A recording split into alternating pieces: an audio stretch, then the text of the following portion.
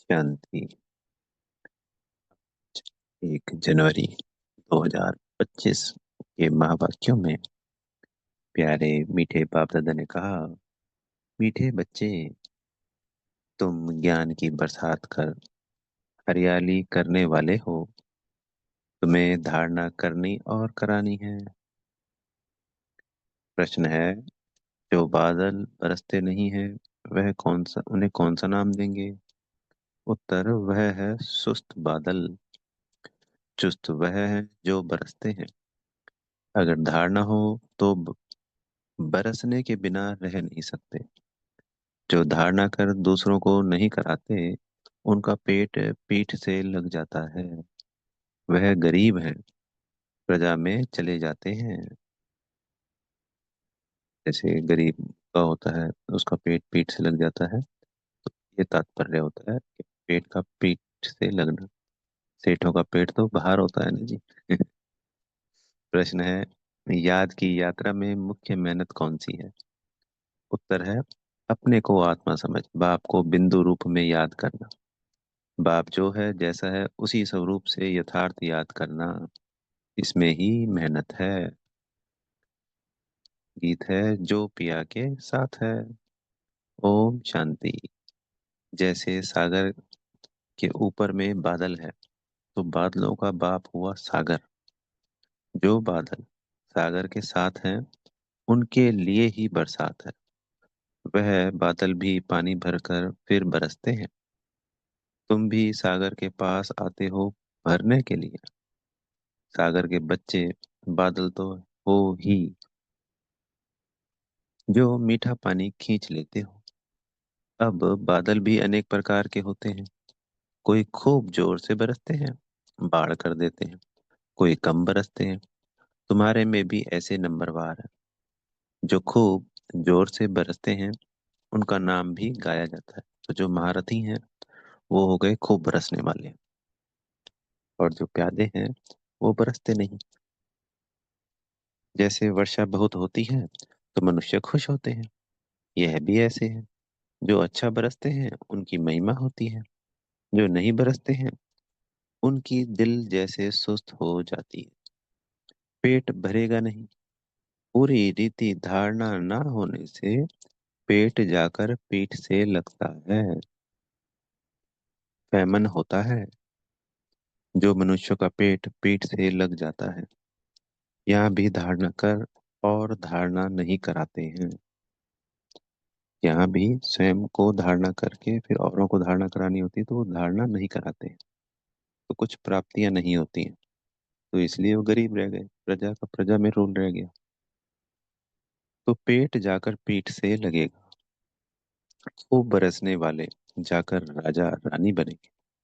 और वह गरीब, गरीबों का पेट पीठ से रहता है। तो बच्चों को धारणा बड़ी अच्छी करनी चाहिए। इसमें भी आत्मा और परमात्मा का ज्ञान कितना सहज है। तुम अब समझते हो हमारे में आत्मा और परमात्मा दोनों का ज्ञान नहीं था। तो पेट पीठ से लग गया ना, तो दुखों से भरपूर हो गए। जब हमें कोई ज्ञान ही नहीं था, तो गरीबों को क्या होता है? दुख होता है। और जब ज्ञान रूप से हम भरपूर हो गए, हम आत्मा भरपूर हो गई, तो हम क्या हो गए? रईस हो गए, खुश हो गए। संगम युग पे भी मौज, और फिर अगले की जन्मों की भी मौज। मुख्य है ही आत्मा और परमात्मा की बात। मनुष्य आत्मा को ही नहीं जानते हैं, तो परमात्मा को फिर कैसे जान सकेंगे? कितने बड़े विद्वान पंडित आदि हैं, कोई भी आत्मा को नहीं जानते। अब तुमको मालूम हुआ है कि आत्मा अविनाशी है। उसमें 84 जन्मों का अविनाशी पाठ नुदा हुआ है, जो चलता रहता है। आत्मा अविनाशी तो पाठ भी अविनाशी है। आत्मा कैसा ऑलराउंड पाठ बजाती है, यह किसको पता नहीं है। वह तो आत्मा सो परमात्मा कह देते हैं। तुम बच्चों को आदि से लेकर अंत तक पूरा ज्ञान है।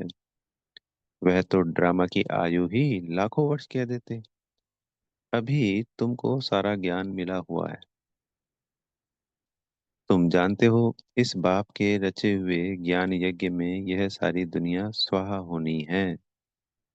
इसलिए बाप कहते हैं, देह सहित जो कुछ भी है, यह सब भूल जाओ, अपने को आत्मा समझो, बाप को और शांति धाम स्वीट होम को याद करो। यह तो है ही दुख धाम।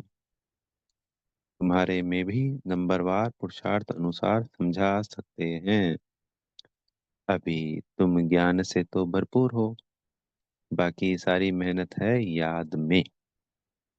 जन्म जन्मांतर का देह अभिमान मिटाकर देही अभिमानी बने, इसमें बड़ी मेहनत है।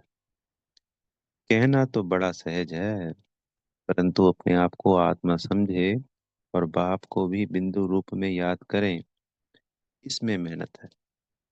बाप कहते हैं, मैं जो हूँ, जैसा हूँ, ऐसा कोई मुश्किल याद कर नहीं, ऐसा कोई मुश्किल याद कर सकते हैं। जैसे बाप वैसे बच्चे होते हैं ना। अपने को जाना तो बाप को भी जान जाएंगे। तुम जानते हो, पढ़ाने वाला तो एक ही बाप है, पढ़ने वाले बहुत हैं। बाप राजधानी कैसे स्थापन करते हैं, वह तुम बच्चे ही जानते हो। बाकी यह शास्त्र आदि सब है भक्ति मार्ग की सामग्री। समझाने के लिए हमको कहना पड़ता है, बाकी इसमें घृणा की कोई बात नहीं है। शास्त्रों में भी ब्रह्मा का दिन और रात कहते हैं, परंतु समझते नहीं। रात और दिन आधा आधा होता है। सीढ़ी पर कितना सहज समझाया जाता है। तो 84 जन्मों की सीढ़ियों की दिखा रखी है ना, 84 सीढ़ियां दिखा रखी हैं उसमें, पूरा चित्र क्लियर है। मनुष्य समझते हैं कि भगवान तो बड़ा समर्थ है, वह जो चाहे सो कर सकते हैं। लेकिन बाबा कहते, मैं भी ड्रामा के बंधन में बांधा हुआ हूँ। भारत पर तो कितनी आफतें आती रहती हैं, फिर मैं घड़ी घड़ी आता हूँ क्या? मेरे पाठ की लिमिट है। जब दुख पूरा होता है, तब मैं अपने समय पर आता हूँ। 1 सेकंड का भी फर्क नहीं पड़ता है। ड्रामा में हर एक का एक्यूरेट पार्ट नूंधा हुआ है। यह है हाईएस्ट बाप की री इनकॉर्नेशन। फिर नंबरवार सब आते हैं, कम ताकत वाले। तुम बच्चों को अभी बाप से नॉलेज मिली है, जो तुम विश्व के मालिक बनते हो। तो इन सभी जो आत्माओं का खेल है, इसमें सभी सबसे शक्तिशाली आत्माएं हम परमात्मा की संतान, जो 8 हैं सबसे शक्तिशाली, फिर 100, फिर ऐसे नंबरवार 16,000, फिर 9 लाख। तो फिर जो द्वापर कलयुग की आत्मा है, वो हमसे कम शक्तिशाली, इस तरीके से। तुम्हारे में फुल फोर्स की ताकत आती है, पुरुषार्थ कर तुम तमो प्रधान से सतो प्रधान बनते हो। औरों का तो पाठ ही नहीं है। मुख्य है ड्रामा, जिसकी नॉलेज तुमको अभी मिलती है।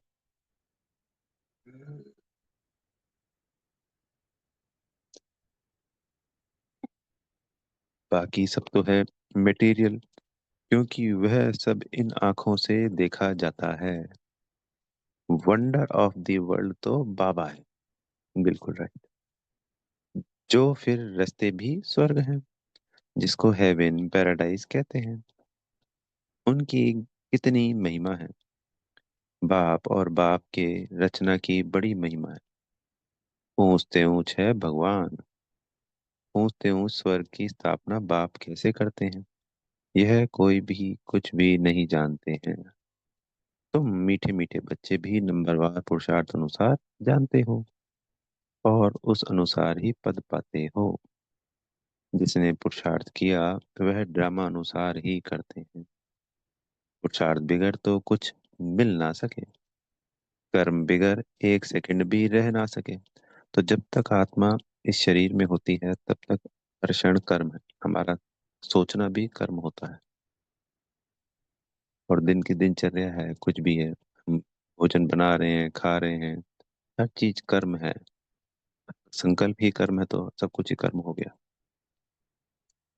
वह हठ योगी प्राणायाम चढ़ा लेते हैं, जैसे जड़ बन जाते हैं, अंदर पड़े रहते हैं, ऊपर मिट्टी जम जाती है, मिट्टी के ऊपर पानी पड़ने से घास जम जाती है, परंतु इससे कुछ फायदा नहीं।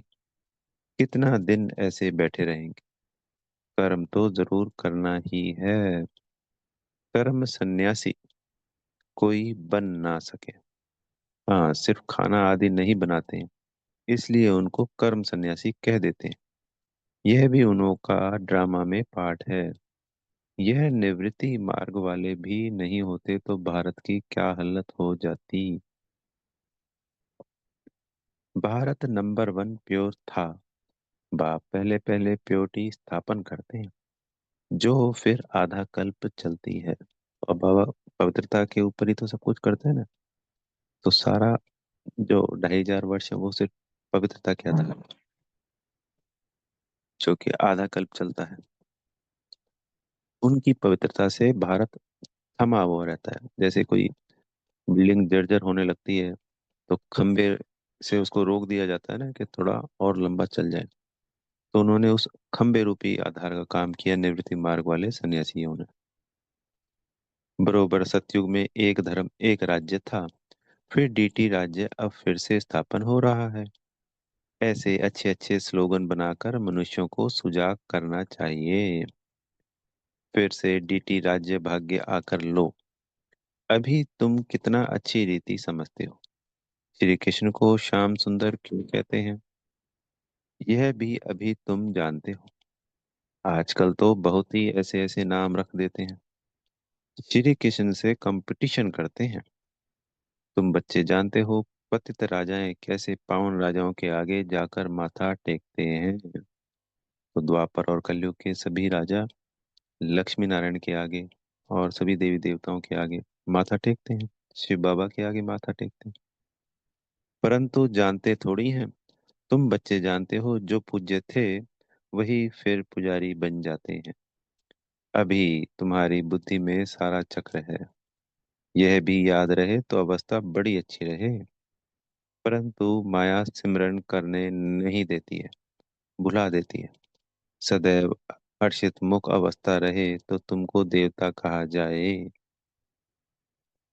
लक्ष्मी नारायण का चित्र देख कितना खुश होते हैं। राधे कृष्ण अथवा राम आदि को देख इतना खुश नहीं होते, क्योंकि श्री कृष्ण के लिए शास्त्रों में हंगामे की बात लिख दी है। यह बाबा बनता भी है श्री नारायण है ना। बाबा तो इन लक्ष्मी नारायण के चित्र को देख खुश होते हैं। बच्चों को भी ऐसे समझना चाहिए। बाकी कितना समय इस पुराने शरीर में होंगे, फिर जाकर प्रिंस बनेंगे। यह एम ऑब्जेक्ट है ना। यह भी सिर्फ तुम जानते हो। खुशी में कितना गद होना चाहिए। जितना पढ़ेंगे उतना उच्च पद पाएंगे, पढ़ेंगे नहीं तो क्या पद मिलेगा। कहाँ विश्व के महाराजा महारानी, कहाँ साहूकार, प्रजा में नौकर चाकर। तो कितने पद हो गए। पहला महाराजा महारानी हो गए। महाराजा महारानी के साथ हमने अव्यक्त मुरली में अभी बाबा ने बताया कि रॉयल फैमिली में भी उनके समान ही होते हैं वो, जो उनके साथ बैठते हैं। वो पूरी रॉयल फैमिली हो गई। फिर उसके बाद तो सीधे साहूकार ही आएंगे ना, प्रजा में सबसे ऊंच तो साहूकार होते हैं। और फिर नौकर चाकर। अब नौकर चाकर में भी एक तो महाराजा महारानी के नौकर चाकर, एक साहूकार के नौकर चाकर, फिर एक प्रजा के नौकर चाकर, और फिर साधारण प्रजा भी है। कितने पद हैं। सब्जेक्ट तो एक ही है, सिर्फ मनमना भव, मध्याजीव भव, अल्फ और बे, याद और ज्ञान। इनको कितनी खुशी हुई। अल्फ को अल्लाह मिला, बाकी सब दे दिया। कितनी बड़ी लॉटरी मिल गई। बाकी क्या चाहिए। तो क्यों ना बच्चों के अंदर भी खुशी रहनी चाहिए। इसलिए बाबा कहते हैं ऐसा ट्रांसलाइट का चित्र सबके लिए बनवाए, जो बच्चे देख कर खुश होते रहें। शिव बाबा ब्रह्मा द्वारा हमको यह वर्षा दे रहे हैं। मनुष्य तो कुछ नहीं जानते, बिल्कुल ही तुच्छ बुद्धि है। अभी तुम तुच्छ बुद्धि से स्वच्छ बुद्धि बन रहे हो। सब कुछ जान गए हो और कुछ पढ़ने की दरकार नहीं। इस पढ़ाई से तुमको विश्व की बादशाही मिलती है। इसलिए बाप को नॉलेजफुल कहते हैं। मनुष्य फिर समझते हैं, हर एक के दिल को जानते हैं, परंतु बाप तो नॉलेज देते हैं। टीचर समझ सकते हैं, फलाना पढ़ते हैं, बाकी सारा दिन यह थोड़ी ही बैठ देखेंगे कि इनकी बुद्धि में क्या चलता है। यह तो वंडरफुल नॉलेज है। बाप को ज्ञान का सागर, सुख शांति का सागर कहा जाता है। तुम भी अभी मास्टर ज्ञान सागर बनते हो, फिर यह टाइटल उड़ जाएगा। फिर सर्वगुण संपन्न, सोलह कला संपूर्ण बनेंगे। यह है मनुष्यों का उच्च मर्तबा, तो इससे ऊपर तो कुछ होता ही नहीं। इस समय यह है ईश्वरी मर्तबा। कितनी समझने और समझाने की बातें हैं। तो पुरुषोत्तम संगम युग पे जो हमें है प्राप्तियां मर्तबा, वो है ईश्वरीय। ये सबसे ऊंचा है, क्योंकि यहाँ डायरेक्ट बाबा हमारी पालना कर रहे हैं, परमात्मा। पर अगर हम सिर्फ मनुष्यों वाला वो देखें, तो सर्वगुण संपन्न, सोलह कला संपूर्ण जो देवी देवता है, वो सर्वोच्च है।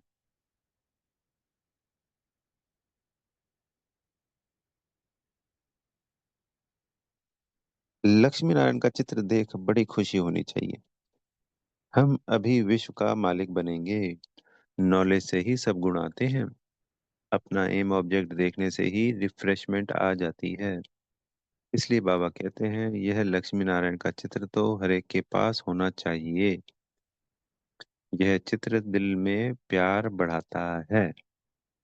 दिल में आता है बस मृत्यु लोक में लास्ट जन्म है, फिर हम अमर लोक में यह जाकर बनूंगा तत्वत्वम। ऐसे नहीं कि आत्मा सो परमात्मा नहीं, यह सारा ज्ञान बुद्धि में बैठा हुआ हो। जब भी किसको समझाते हो, बोलो, हम कभी भी कोई से भीख नहीं मांगते। प्रजापिता ब्रह्मा के बच्चे तो बहुत हैं। हम अपने ही तन मन धन से सेवा करते हैं। ब्राह्मण अपनी कमाई से ही यज्ञ को चला रहे हैं। शूद्रों के पैसे नहीं लगा सकते। ढेर बच्चे हैं, वह जानते हैं जितना हम तन मन धन से सर्विस करेंगे, सरेंडर होंगे, उतना पद पाएंगे। जानते हैं बाबा ने बीज बोया है, तो यह लक्ष्मी नारायण बनते हैं। पैसे यहाँ काम में तो आने नहीं है, क्यों ना इस कार्य में लगा दें। यानी जो स्थूल धन है, वो हमारा कोई साथ थोड़ी जाएगा, वो तो मिट्टी में मिल जाएगा अंत में। तो उसको जितना हो सके हमें दिल से, खुशी से, प्रवृत्ति मार्ग की जरूरतें पूरी करके और यज्ञ में लगाना चाहिए, जितना हमारा समर्थ है। अहो सौभाग्य जो हम इसके निमित्त बने।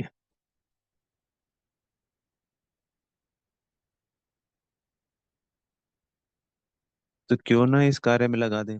फिर क्या सरेंडर होने वाले भूख मरते हैं क्या? बहुत संभाल होती ही रहती है। बाबा की कितनी संभाल होती रहती है। यह तो शिव बाबा का रथ है ना, सारे वर्ल्ड को हेवन बनाने वाला है। यह हसीन मुसाफिर है। परमपिता परमात्मा तो आकर सबको हसीन बनाते हैं। तुम सावरे से गोरा हसीन बनते हो ना। कितना सलोना साजन है, आकर सबको गोरा बना देते हैं। उन पर तो कुर्बान जाना चाहिए, याद करते रहना चाहिए। जैसे आत्मा को देख नहीं सकते, जान सकते हैं, वैसे परमात्मा को भी जान सकते हैं। देखने में तो आत्मा परमात्मा दोनों एक जैसे बिंदु हैं। बाकी तो सारी नॉलेज है। यह बड़ी समझ की बात है। बच्चों की बुद्धि में यह नोट रहनी चाहिए। बुद्धि में नंबरवार पुरुषार्थ अनुसार धारणा होती है। डॉक्टर लोगों को भी दवाइयाँ याद रहती है ना। ऐसे नहीं कि उस समय बैठ किताब देखेंगे। डॉक्टरी की भी पॉइंट्स होती है, बैरिस्ट्री की भी पॉइंट्स होती है। तुम्हारे पास भी पॉइंट्स हैं, टॉपिक्स हैं, जिस पर समझाते हैं। कोई पॉइंट किसको फायदा कर लेती है, कोई को किस पॉइंट से तीर लग जाता है। हर आत्मा को अलग अलग बातों से अलग अलग समझ मिलती है, क्योंकि सामने वाले की बुद्धि अलग अलग है। तो सभी एक ही पॉइंट से थोड़ी तीर लगेगा। तो जैसे बाबा ने समझाना चाहा, ये अलग अलग बीमारी की अलग अलग दवा है। ऐसे अलग अलग आत्मा की भी अलग अलग पॉइंट से तीर लगती है। पॉइंट तो बहुत ढेर की ढेर है। जो अच्छी रीति धारण करेंगे वह अच्छी रीति सर्विस कर सकेंगे। आधा कल्प से महारोगी पेशेंट हैं, आत्मा पतित बनी है, उनके लिए एक अविनाशी सर्जन दवाई देते हैं। वह सदैव सर्जन ही रहते हैं, कभी बीमार होते नहीं, और तो सब बीमार पड़ जाते हैं। अविनाशी सर्जन एक ही बार आकर मन मना भव का इंजेक्शन लगाते हैं। कितना सहज है। चित्र को पॉकेट में रख दो सदैव। बाबा नारायण का पुजारी था तो लक्ष्मी का चित्र निकाल अकेला नारायण का चित्र रख दिया। अभी पता पड़ता है जिसकी हम पूजा करते थे वह अब बन रहे हैं। लक्ष्मी जी को विदाई दे दी तो यह पक्का है, हम लक्ष्मी नहीं बनूंगा। लक्ष्मी बैठ पैर दबाए यह अच्छा नहीं लगता था। उनको देखकर पुरुष लोग स्त्री से पैर दबाते हैं। तो जो चित्र हैं शास्त्रों में, उसमें लक्ष्मी जी पैर दबा रही है ना, तो फिर संसार के मनुष्यों ने अपने स्त्रियों से पैर दबाना शुरू कर दिया। तो कुछ कुरीतियां कुछ समय के अनुसार अपने आप चलती आई। पर अब ऐसा आज तो नहीं है। बाबा आए, बाबा ने ऊंचा उठाया बहनों माताओं को, और आज तो बहनें माताएं हर फील्ड में आगे हैं। और लगभग लगभग ये पैर दबाने वाली प्रथा समाप्ति हो चुकी है। वहां थोड़ी लक्ष्मी ऐसे पैर दबाएगी। यह रस्म रिवाज वहां होती नहीं। यह रस्म रावण राज्य की है। इस चित्र में सारी नॉलेज है। ऊपर में त्रिमूर्ति भी है। इस नॉलेज को सारा दिन सिमरन कर बड़ा वंडर लगता है। भारत अब स्वर्ग बन रहा है। कितनी अच्छी समझानी है। पता नहीं मनुष्यों की बुद्धि में क्यों नहीं बैठता है। आग बड़े जोर से लगेगी, बम्बोर को आग लगनी है। रावण राज्य तो जरूर खल्लास होना चाहिए। यज्ञ में भी पवित्र ब्राह्मण चाहिए। यह बड़ा भारी यज्ञ है, सारे विश्व में प्योरिटी लाने का। वो ब्राह्मण भी चल वो ब्राह्मण भी भल ब्रह्मा की औलाद कहलाते हैं, परंतु वह तो कुख वंशावली हैं। ब्रह्मा की संतान तो पवित्र मुख वंशावली थे न। तो उन्हों को यह समझाना चाहिए। जो संसार में है ना ब्राह्मण लोग, उनकी बात है बाबा बता रहे हैं कि वो तो कुख वंशावली है। वो तो जाति के, अपने कुल के, जो इस कलयुगी कुल है उसमें ब्राह्मण है। हम तो संपूर्ण पावन है ना, ये बन रहे हैं पावन यानी पवित्र। ब्रह्मा के बच्चे हैं, ब्राह्मण है। तो यही पॉइंट उनको भी समझाना चाहिए। अच्छा, मीठे मीठे सिकी लदे बच्चों प्रति माता पिता बाप दादा का याद प्यार और गुड मॉर्निंग। रूहानी बाप की रूहानी बच्चों को नमस्ते। हम रूहानी बच्चों की प्यारे मीठे रूहानी माता पिता बाप दादाजी को याद प्यार और गुड मॉर्निंग नमस्ते। धारणा के लिए मुख्य सार में पहला पॉइंट, स्वच्छ बुद्धि बन वंडरफुल ज्ञान को धारण कर। बाप समान मास्टर ज्ञान सागर बनना है। नॉलेज से सर्वगुण स्वयं में धारण करने। दूसरा पॉइंट, जैसे बाबा ने तन मन धन सर्विस में लगाया, सरेंडर हुए, ऐसे बाप समान अपना सब कुछ ईश्वरीय सेवा में सफल करना है। सदा रिफ्रेश रहने के लिए एम ऑब्जेक्ट का चित्र साथ में रखना है। सदगुरु जी से वरदान मिल रहा है, स्वयं में समाएंगे एक रस स्थिति द्वारा। स- सदा एक बाप को फॉलो करने वाले प्रसन्नचित्त भव। आप बच्चों के लिए ब्रह्मा बाप की जीवन एक्यूरेट कंप्यूटर है। जैसे आजकल कंप्यूटर द्वारा हर एक का प्रश्न का उत्तर पूछते हैं, ऐसे मन में जब भी कोई प्रश्न उठता है तो क्या क्यों कैसे के बजाय ब्रह्मा बाप के जीवन रूपी कंप्यूटर से देखो, क्या और कैसे का क्वेश्चन ऐसे में बदल जाएगा। प्रश्न चित्त के बजाय प्रसन्न चित्त बन जाएंगे। प्रसन्न चित्त अर्थात एक रस स्थिति में एक बाप को फॉलो करने वाले। तो कोई भी बात आती है जीवन में, हमेशा ये सोचना है कि बाप दादा जैसे ब्रह्मा बाबा थे, ब्रह्मा माँ, वो क्या करते हैं, इस कर्म को कैसे करते हैं, वो माता पिता को सौंप देना है। शिव बाबा ब्रह्मा माँ को सौंप देना कि ऐसे ऐसे है, ये कैसे करना चाहिए। या ये सोचना चाहिए मन में कि माता पिता होते नहीं शिव बाबा और ब्रह्मा माँ, तो वो कैसे करते, फिर वही संकल्प आएंगे जो उन्होंने जैसे किया था। स्लोगन है, आत्मिक शक्ति के आधार पर सदा स्वस्थ रहने का अनुभव करो। एक विशेष नोट आया है हम सभी ब्राह्मण बच्चों के लिए। सभी ब्रह्मावस 1 जनवरी से 31 जनवरी 2025 तक विशेष अंतर्मुखता की गुफा में बैठ योग तपस्या करते हुए पूरे विश्व को अपनी शक्तिशाली मनसा द्वारा विशेष सकाश देने की सेवा करना जी।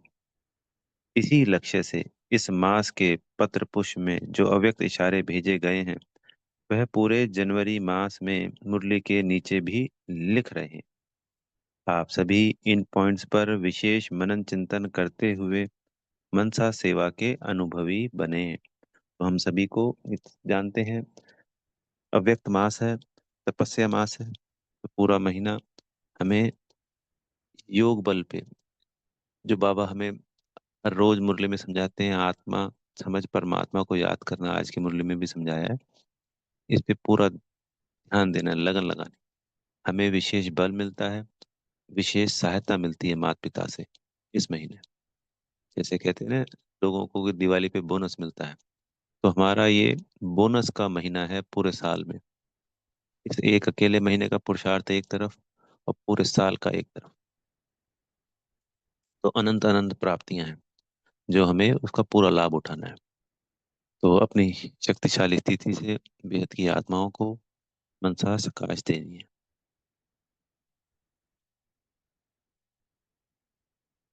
इसमें अब आगे है, अपनी शक्तिशाली मनसा द्वारा सकाश देने की सेवा करो। आप शांति दूत बच्चे कहाँ भी रहते चलते फिरते सदा अपने को शांति दूत समझकर चलो। जो स्वयं शांत स्वरूप शक्तिशाली स्वरूप में स्थित होंगे, वह दूसरों को भी शांति और शक्ति की सकाश देते रहेंगे। अच्छा, ओम शांति। बेहद का धन्यवाद मेरे प्यारे मीठे माता पिता बाप दादा जी का, आप सभी आत्मा भाइयों का, और बेहद की शुभकामनाएं इस पूरे तपस्या मास के लिए, कि आप सभी अनंत अनंत प्राप्तियों से भरपूर हो रहे हैं, सदा एक रस स्थिति में बाप दादा की याद से बेहद का कल्याण कर रहे हैं। ओम शांति।